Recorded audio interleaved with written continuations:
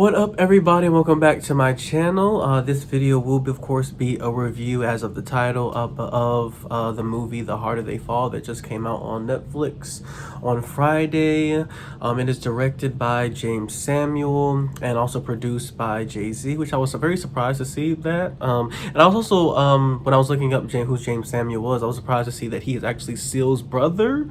Fun fact that he is actually Seal's, I think his older brother actually, which I thought was very interesting. I'm excited about any project that has to do with the South and the forgotten South, essentially, because people seem to forget about the history of the South. And also the fact that, you know, they were going to actually be inspired, even though the story was going to be fictional, it was going to be inspired by the real people, real black cowboys of the South. I have mixed feelings about it though after watching it. That's something I'm going to sort of work through right here, right now in this review. But I'll first start off with the good, of course.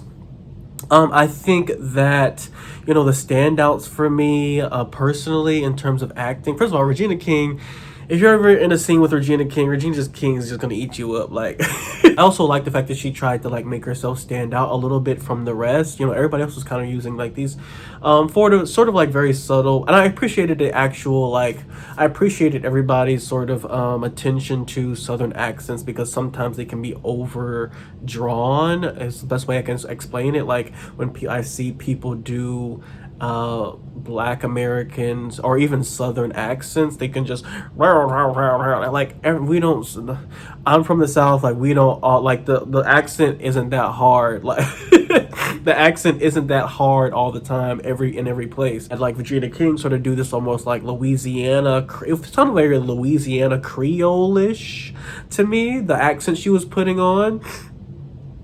It just sort of had that Louisiana twang to it, which I found very interesting. Like the fact that he chose that accent to do. Another standout that I really enjoyed was R.J. Cyler. I didn't recognize him at first, and then I went back and looked at his discography, and he was actually in Power Rangers. And then he was also in White Boy Rick, and I actually really enjoyed him in this. I felt like, even though I never, and that's another thing I want to get into, the fact that I never really got to know a lot about his character, or we never got to know a lot about his backstory, but he made me fall in love with him anyway. Like just his charisma on screen, like he was a big standout to me personally. Like I was like, I want to see more of this kid, R.J. Cyler. Put him in more movies. Can we get like a prequel? And I'm going to talk about that as well. Also, another standout to me was Dionne Cole. First of all, Dionne always is in like very serious, I mean, not always is in very silly things, and this time he got to like flex his sort of more dramatic, you know, acting muscles, and I thought he did a really great job. Like I was very pleasantly surprised. Of course, Jonathan Majors was also a great standout to me as well, but Jonathan Majors is just, you know, I'm really glad that I've been watching his career from Last Black Man in San Francisco, which I never did a review for, but I really enjoyed, and it's just seeing him grow and seeing him get more parts. It's just wonderful. I really enjoyed the cinematography. This movie, people don't like this comparison, apparently, but I am going to compare it to Django and Tarantino films. You know, of course, Tarantino did not invent Western style movies, but he has sort of put his own he's done like, you know, Django. He's also done, I think he's done another one as well, but I can't remember the name of it. And then he also did The Hateful Eight. And so he has put his own little like style and flair to the Western. He's added to like the Western film genre, spaghetti Western film genre.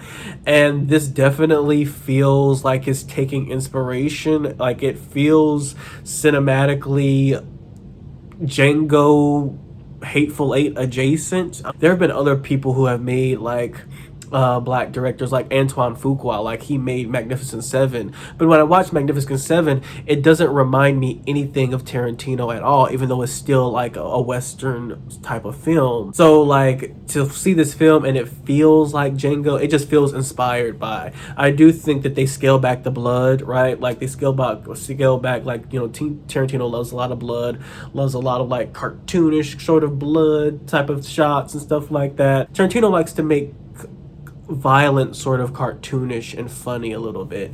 And in this one, like they scaled back on the cartoonishness of the violence, but they scaled up the cartoonishness of the setting and the scenery, if that makes any sense. Like I felt like a lot of the houses were very bright, like these like neon green and like red colors and white and all of these very bright. There was a moment when we go into a white town and the town is painted all white. This is what I mean by like in your face setting, pop. Like the setting has its like this very dramatic cartoonish caricature or character. I thought it was an interesting aesthetic choice for this, because of course you usually see westerns and they try to like make it seem more like authentically real, like authentic, like, you know what I mean, like authentic saloons, like, you know, maybe worn down, wore out wood or something like that, usually black. Essentially the premise of the story is that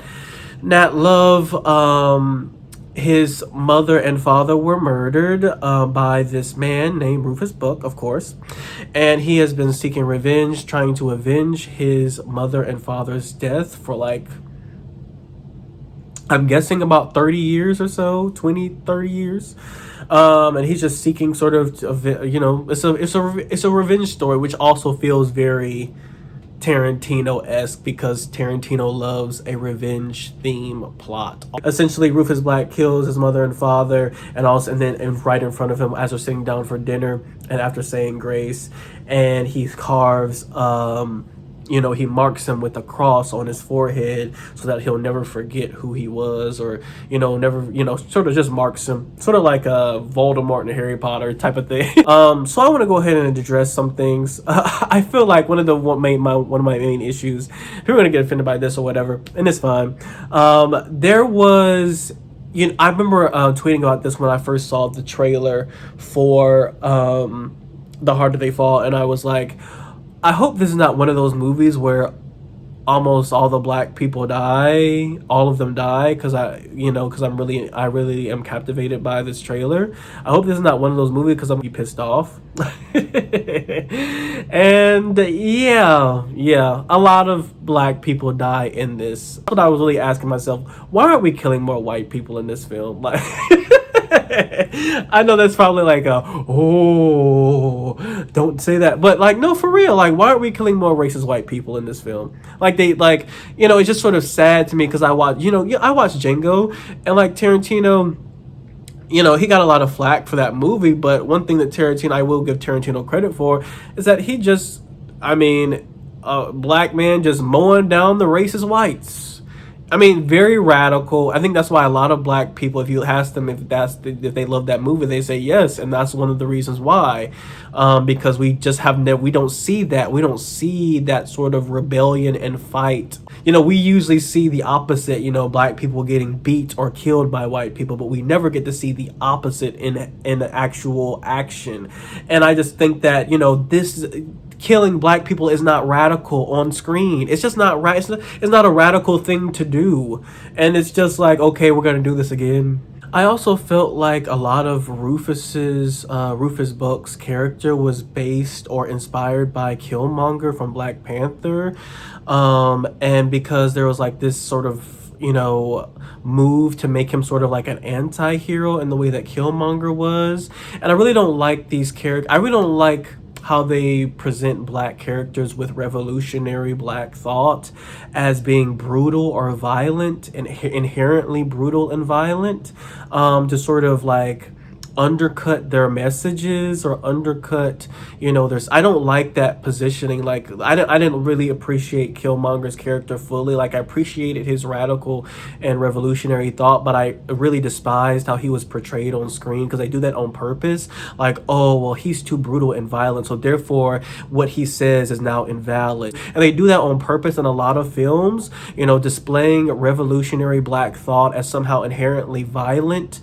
or inherently brutal or like, oh, therefore you shouldn't do it and you shouldn't side with that, you shouldn't agree with that, because therefore if you agree with that, then that means you're also a brutal and violent person. No, you deliberately made this character who had this revolutionary thought brutal and violent. Brutal and violent to undercut his message, to make us believe that we shouldn't, go along with what they say. It feels very propagandic to me. And I also feel like it was done a little bit here. Like there were some scenes that were just very unnecessary to me in terms of trying to make Rufus seem more brutal than he actually was.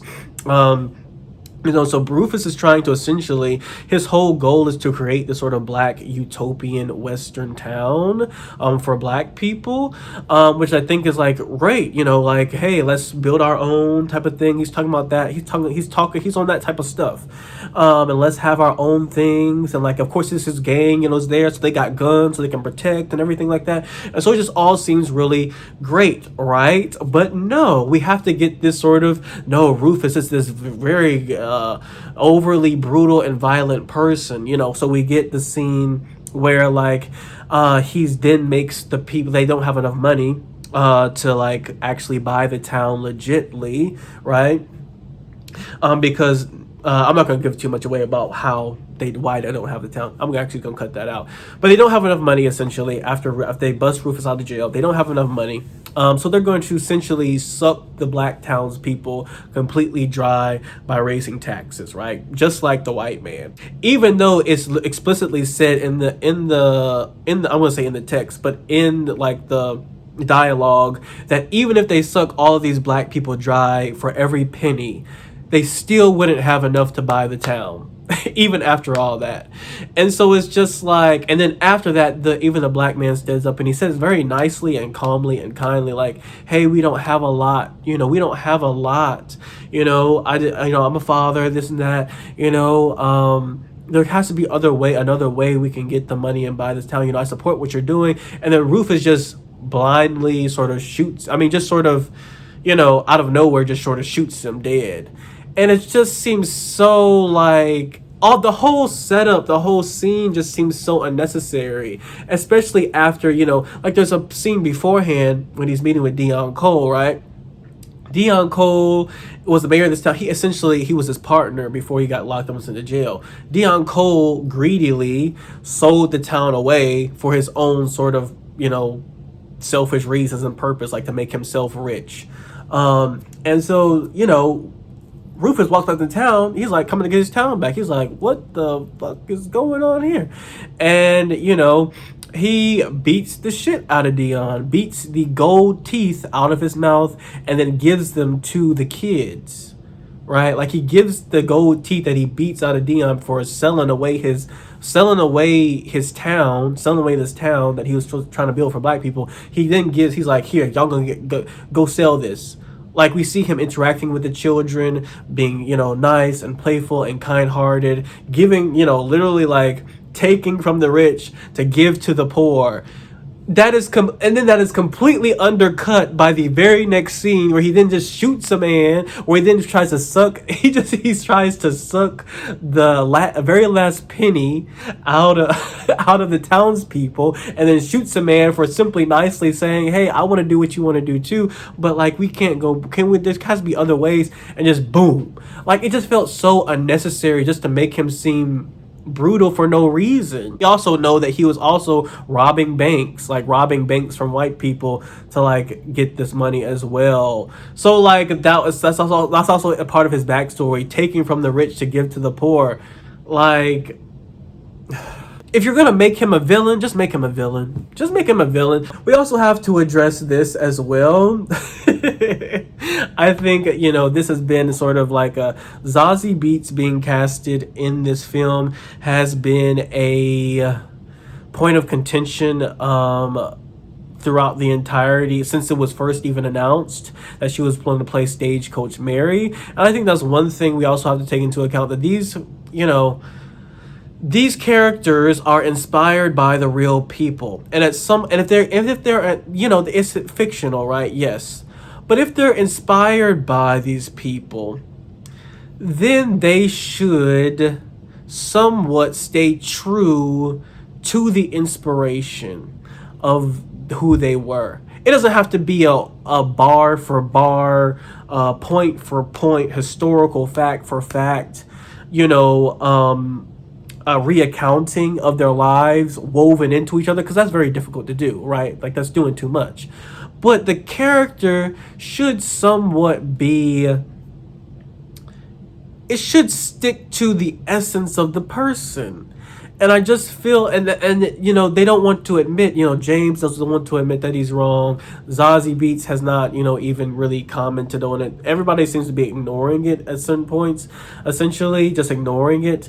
I know James came out and said, well, nobody's complaining about the fact that Cherokee Bill is played by, you know, a darker skinned Lakeith Stanfield. You know, Cherokee Bill was like, of course, Native American, and he was half black, half Native American. And nobody's complaining. He was like light skinned. Nobody's complaining about that. And like, true, but that also doesn't deny colorism either going on in the film. That only sort of that only sort of cements that there is colorism going on in the film.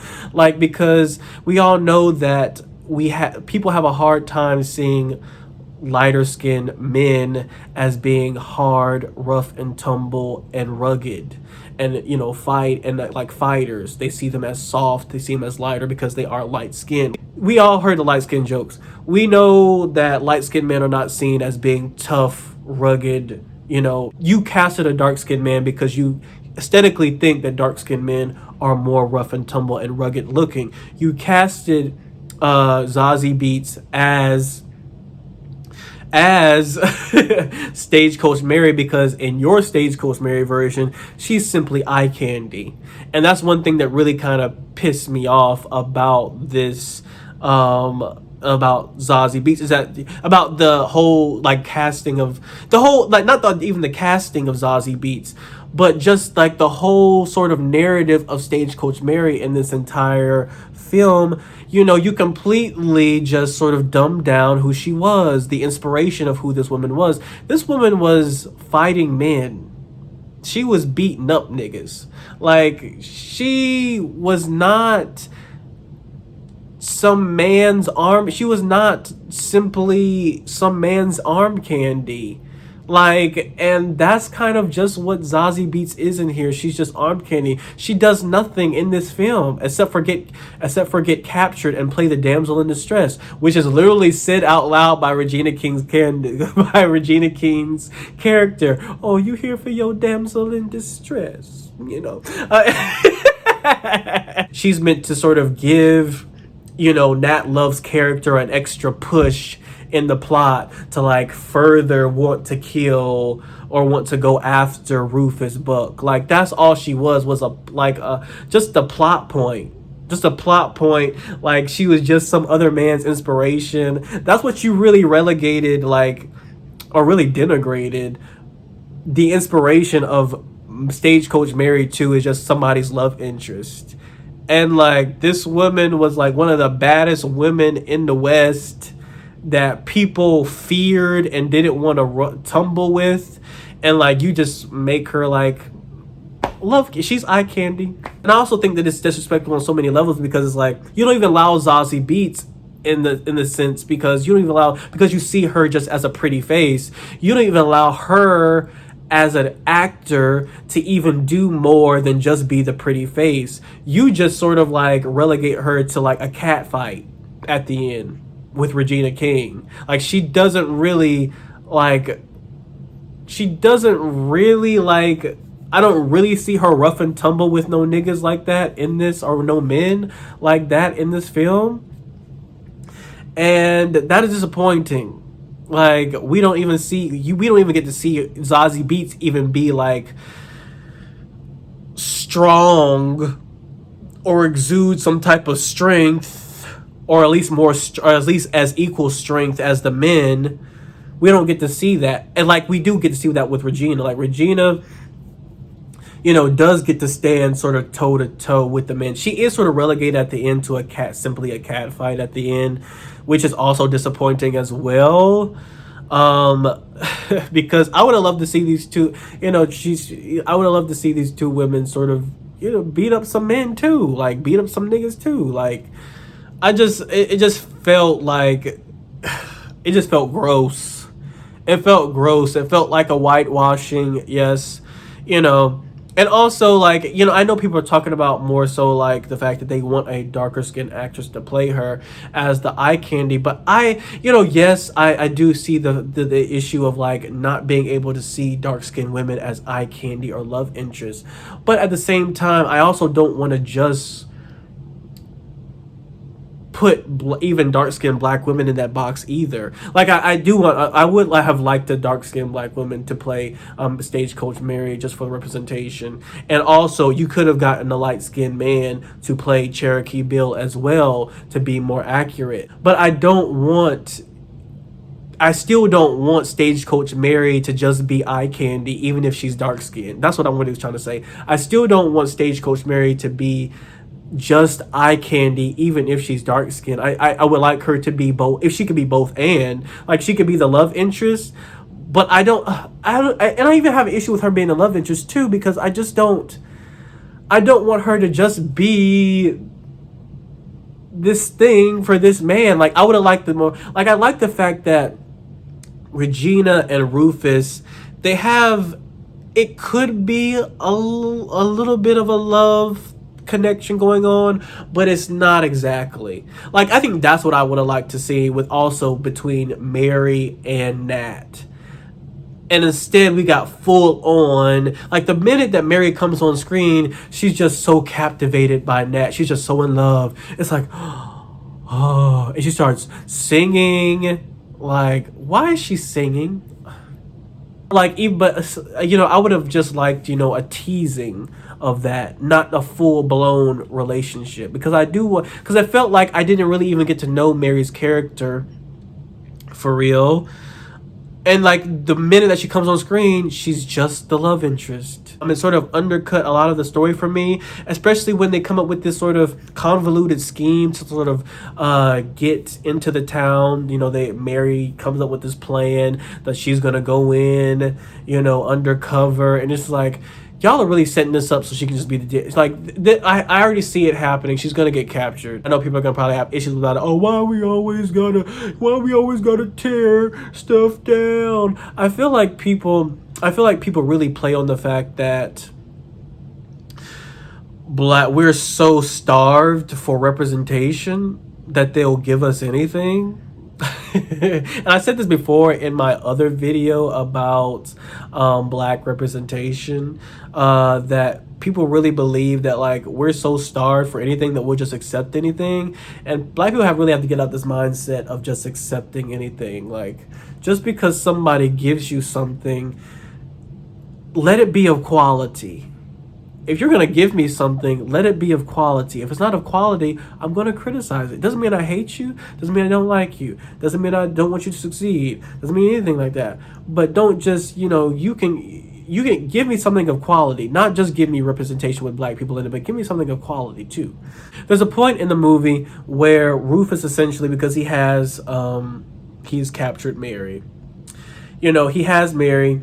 He tells, essentially Nat, if you go, they need the money to still buy the town legitly. So you go and steal the money from this white town, the town that's actually painted white as well. Like everything in the town is white. Go steal money from this white town and then bring it back here, and then we'll do a trade essentially. You get what you want, I'll get what I want. And so Nat and Cuffy. Oh, Cuffy is also another one another character played by Danielle Deadweiler that I really enjoyed as well. I really enjoyed her character. Yeah, they go into the town and they go and rob a bank, and like there's no bloodshed. Like there's no bloodshed. Like they literally steal thousands, if not hundreds of thousands of dollars from these white people, but they like hold white women up at gunpoint, but there's no bloodshed. They don't have to like fight their way out of that white town at all. They seem to steal the money with ease, which was just so unrealistic. just so unrealistic to me. Like, I was just like, I'm just confused. This scene was it was just a letdown. Like, I expected to see that. I think my friend put it this way. He said, "I expect that white towel should have been a red towel." And it's true. Like, you think you're gonna go up into a white people's town and steal their money? You're not gonna have to shoot your way out of that and kill some white people? Do we really think that would have happened in the Wild? We do really think that would have happened in the Wild West? Like, come on now. And then the fact that the white people, like, that they didn't come after them from the money for the money at all. So they didn't send a mob out to come get them at all. No, and I felt like a better ending would have been if they had gone to the White Town, they had shot their way out of it, trying to steal the money, gotten the money. They were followed by a pack of, Ku Klux Klansmen, essentially, and there was a three-way showdown. And we have, sort of Nat Love and his crew, of course, the Ku Klux Klan, and then Rufus and his crew. And in the end, Rufus and Nat have to team up in order to, survive. Rufus and Matt's team, the black people have to team up, essentially, even though they don't like each other. They have to team up in order to survive these white KKK's members. They stop fighting each other in the middle of fighting because they have to sort of like, that would have been a better ending. And then everybody gets to, after they kill these white people, they get to walk away and you could also reveal the ending. I'm not going to talk about the ending too much because I don't want to give too much away.